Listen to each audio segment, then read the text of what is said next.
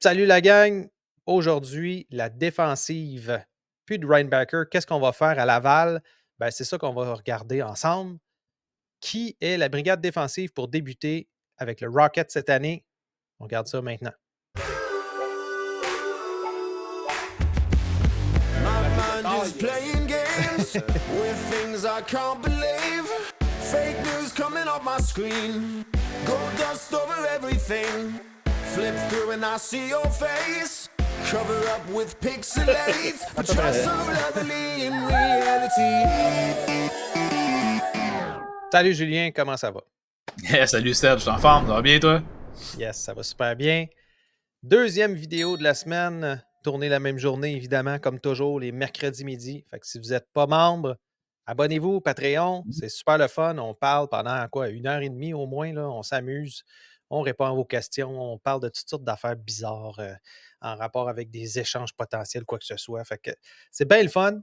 Puis là, aujourd'hui, ben, c'est le temps de commencer à parler du Rocket parce que ça vient vite, là. 11 octobre, premier match. Qui va être la défensive, mais surtout, vu que Reinbacker ne sera pas là pendant les probablement 5 prochains mois, est-ce qu'on est vraiment amélioré? Parce que la fin de l'année, là, c'était intéressant avec Reinbacker. On pouvait dire hey, wow, on commence à avoir une brigade défensive intéressante. Engstrom s'en vient l'année prochaine. Ça va être encore meilleur. Mailloux, est-ce qu'il va être en haut, en bas? Peu importe. Ça faisait en tout cas quelque chose. Puis même Lane Hudson, est-ce qu'il va jouer en bas, en haut? Ça faisait qu'on se disait hey, c'est clair, là, la brigade défensive l'année prochaine du Rocket va être impossible à jouer contre. Ça va être incroyable. Mais là, Lane Hudson, ligne nationale. Oui. Mailloux, Pas joue en convaincu. haut? Ouais, c'est ça. Fait que là, Rainbacker plus là. Fait que qu'est-ce que t'en penses, toi? Mais écoute, ça va dépendre énormément en set de Mailloux. Là. Ouais. Ça va être la pierre angulaire de cette défensive-là s'il il arrive avec l'équipe. Pourquoi? Parce que c'est un des seuls droitiers, en fait. Là. Oui. Dans à peu près tous les défenseurs qu'on a disponibles à Laval présentement, il y a seulement un ou deux droitiers autres que Rainbacker et Mailloux. Fait que dès que tu n'as pas un de ces deux gars-là, Ça fait ça mal. fait mal. Brainbacker déjà blessé jusqu'au mois de mars à peu près. Fait que Mm. là, ça fait des drôles de situations là, à droite en ce moment. Ce qui me rassure un peu, c'est que Zach Hayes a très bien performé au niveau du camp au début. Gros C'est vrai, c'est défenseur, vrai. gros bonhomme stable, tu sais. Fait que pour nos gardiens de but, là, pour Dobus, ça va l'aider, là, du moins, d'avoir. Ça peut moins de qualité, là, mais c'est un peu la réplique de Strubble en début de saison, là, un peu l'an passé, là, si on peut mettre ça en perspective. Là. Fait que Yes. probablement qu'il va jouer sur les deux dernières paires, là, probablement, mais devrait pouvoir au moins assurer là, une certaine stabilité en défensive. Mm. Puis après ça, c'est vraiment Engstrom. Est-ce que Engstrom va être capable d'arriver et de prendre du galon immédiatement avec l'adaptation?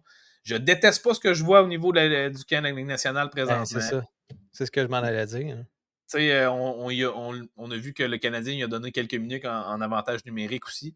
Donc, si jamais Mailloux n'est pas là, j'ai l'impression que ça va être lui le corps arrière de l'avantage numérique pour le Rocket.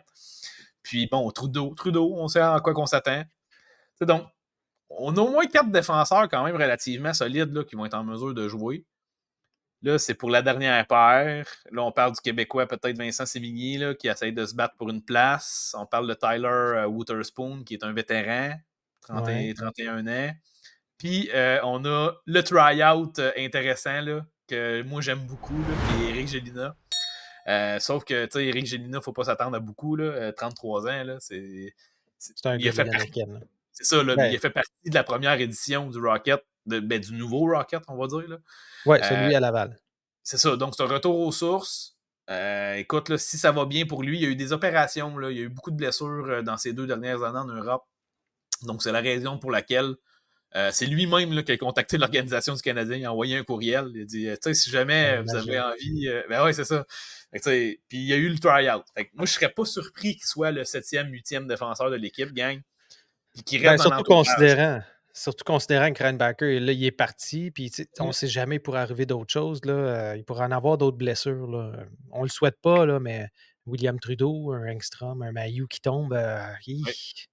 ça commence à faire mal. Fait que on a quand même, comme tu dis, on a quand même le top 4 là, qui est pas mal établi. Puis dans les Mmh. gars à surveiller, ben, ça reste Mailloux, Trudeau, Engstrom. Puis j'ai l'impression que peut-être on aurait voulu voir Mailloux à Montréal quelques matchs, mais étant donné que Reinbacker, malheureusement, il n'y a pas le choix. Là, fait que là, il va falloir vraiment un droitier en bas. Fait que là, Mailloux va avoir le rôle de écoute, cette année, là, c'est ça. Là, on a besoin de quelqu'un en bas, on a besoin de quelqu'un pour rouler. Tu vas avoir toutes les minutes du monde, 22-23 minutes sur Mmh. Mailloux, là, à chaque match. Ça va être. Puis probablement Ouais, qu'il va être le premier rappel aussi, là, mais s'il finit à Laval, probablement que ça va être lui le premier rappel à la défense, ouais. selon les situations. Mais oui, là, à cause des situations contractuelles, là, je vois les commentaires un peu dans le chat aussi. Là, je pense qu'il faut s'attendre à voir Jacky Barron rester au niveau de la Ligue nationale. Donc, ça ne serait pas surprenant, là, malheureusement, de voir Mailloux débuter l'année à Laval cette saison encore, malheureusement, pour Ben plusieurs oui. là. Je sais qu'il y a beaucoup de partisans qui tiennent à le voir à Montréal, mais bon, c'est ça. La situation étant ce qu'elle est présentement. Ben, moi j'aurais aimé ça. Là. Je sais pas, je pense pas qu'il va commencer la saison à Montréal. Je pense qu'il va peut-être remonter si jamais il y a une blessure au niveau d'un Savard ou d'un gars à droite, un Mhm. Goulet qui tomberait au combat. Il va falloir. Puis sinon, Justin Barron, évidemment. Mais je pense que là, on est vraiment seté à Montréal. C'est Goulet, Savard, Barron. Après ça, tu vas avoir des gars comme Strubble puis Jacky à gauche, à droite, qui Oui. peuvent bouger à gauche, à droite. Là, mais puis sinon, ben, ça va être évidemment Matheson, Hudson, puis un de ces deux gars-là. Fait que s'ils roulent à Oui. 7 défenseurs en haut, à ce moment-là, ça laisse assez de place pour les attaquants. Puis en bas, ben, ça donne assez de joueurs pour faire une bonne équipe quand même. Là, parce que le but, c'est quand même d'avoir de l'amélioration avec Pascal Vincent qui est là.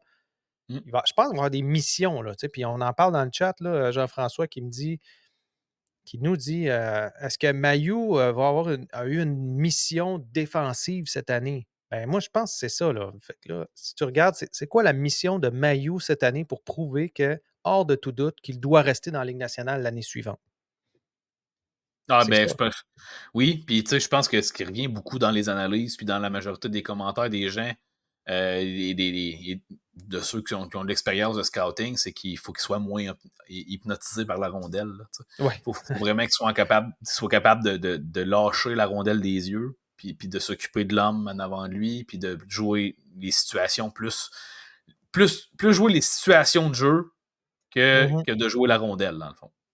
Si je Ouais, peux on parle résumer. de jouer les espaces plutôt que de jouer les C'est ça. joueurs. Fait que les espaces libres, envoyer ça là, surveiller ces espaces libres qui peuvent arriver Mhm. des joueurs rapidement et donc te faire mal paraître.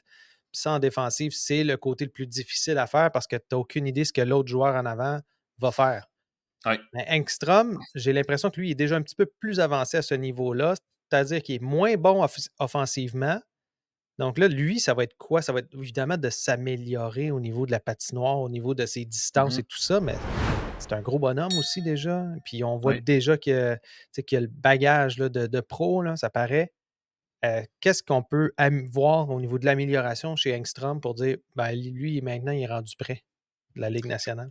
Du côté d'Engstrom, j'ai l'impression que c'est énormément de la vitesse d'exécution, là. On l'a vu à 2-3 reprises au niveau des parties hors concours, dont sa plus grosse erreur, là, récupère la rondelle après une bataille le long de la rampe avec un joueur adverse, gagne sa bataille, lève la tête pour faire sa passe, se fait subtiliser la rondelle immédiatement par le même joueur contre qui il Ah, a gagné sa bataille. c'est ça. Donc, clairement, il a été lent. Il a été trop lent. C'est pas Mm. compliqué. Là. La situation est. Il a fait le bon jeu. Robertson, hein? Mais oui, je pense que c'était Robertson. Mais il a fait le bon jeu, le beau jeu, de la belle façon, super bien fait. Ça passe, d'après moi, je suis convaincu qu'il était sur le tape en plus. Mm. Sauf que c'était vraiment une seconde trop lent. C'est ça. Ah, c'est ça.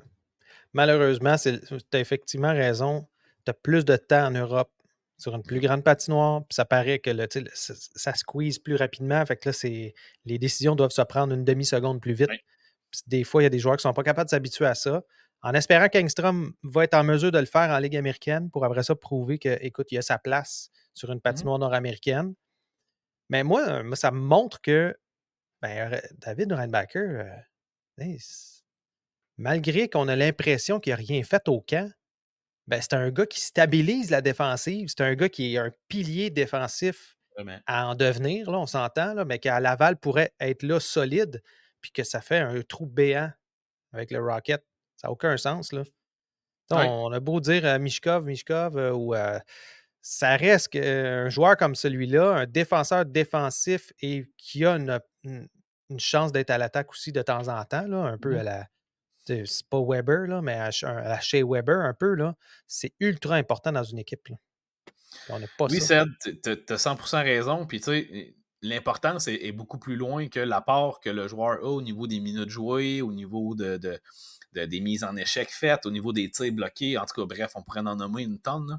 Mais l'apport est bien plus gros que ça dans l'optique où c'est le type de joueur qui fait grandir les autres joueurs l'entour de lui parce que quand il est sur la patinoire, comment dire, t'as une paix d'esprit. T'as une paix d'esprit que de ce côté-là de la patinoire, il n'y aura pas d'erreur qui va se faire. Il y a quelqu'un qui En nous tant que rattrape. gardien de but, oui, en tant que gardien de but, en tant que coéquipier à la défense, en tant qu'attaquant, ça te permet de jouer avec tellement plus de confiance. Parce que justement, un peu le même effet qu'avoir Carey Price devant le filet. Ça permet tellement de dire OK, c'est beau, si je fais une erreur, il y a quelqu'un en qui je peux avoir confiance qui va la récupérer, cette erreur-là.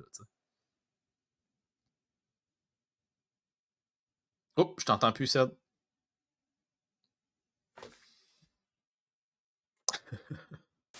Voilà. Maintenant.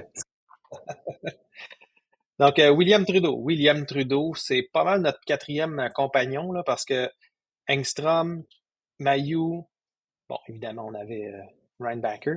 Mais Trudeau, c'est quatrième dans notre échiquier, là, qui tombe troisième automatiquement.